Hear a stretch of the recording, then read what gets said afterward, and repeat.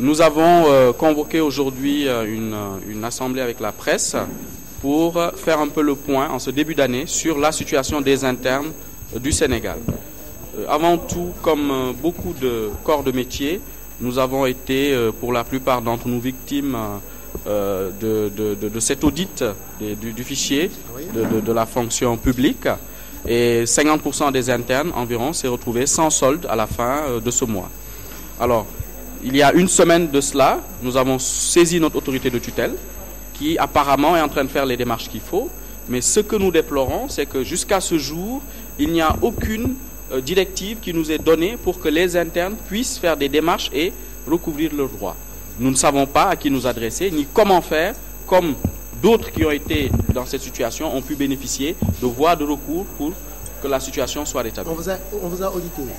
Alors, les internes ne sont pas des agents de la fonction publique. C'est déjà ça le premier problème. L'audit concerne les agents de la fonction publique. Nous n'en faisons pas partie. Donc c'est une erreur. C'est une erreur qui a été admise par l'autorité. Elle a admis qu'il y a une erreur. Des voies de recours ont été apparemment mises en route pour débloquer la situation. Mais une semaine durant, après une semaine d'attente, nous n'avons toujours pas d'indication sur comment faire pour que les internes recouvrent leurs droits. Voilà un peu ce qui nous gêne. Même si nous sommes d'accord que l'autorité reconnaît qu'il y a une erreur, il faut quand même qu'on nous dise voilà les procédures qu'il faut suivre pour que les internes retrouvent leurs droits. Ce point, en tout cas pour nous, nous permet de poser encore une fois ce problème du statut de l'interne. Parce que nous pensons que tout est attaché à ce problème du statut de l'interne.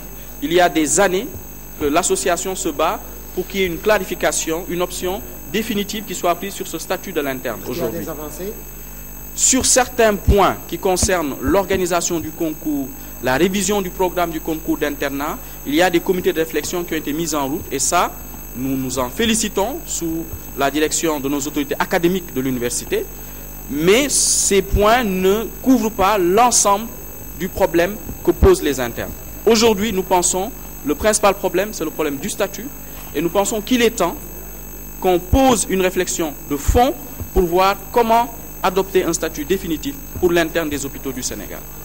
Nous sommes à l'ère de la rupture, comme l'annonce notre président. Nous sommes dans sa dynamique, mais nous pensons donc qu'il est temps qu'il y ait un point précis qui soit posé sur cette question du statut. Et vous interpellez à nouveau les autorités? Nous interpellons les autorités parce que nous savons qu'il y a beaucoup de problèmes sociaux, comme nous le voyons dans les médias, mais pour nous, l'accent est mis sur ce problème de statut et nous profitons de ce début d'année pour relancer cette question et espérons qu'elle sera définitivement réglée dans les jours ou en tout cas les mois à venir. Et la formation dont vous parlez? La formation pour nous est une question épineuse parce que l'interne, après son internat, devient spécialiste. Alors, les formations à la fac deviennent de plus en plus onéreuses. Il y a beaucoup de réformes, vous l'avez vu, à l'université et nous pensons que le ministère de la Santé doit accompagner les internes qui ont été reçus à un concours pour leur formation, les accompagner dans la prise en charge effective de la formation.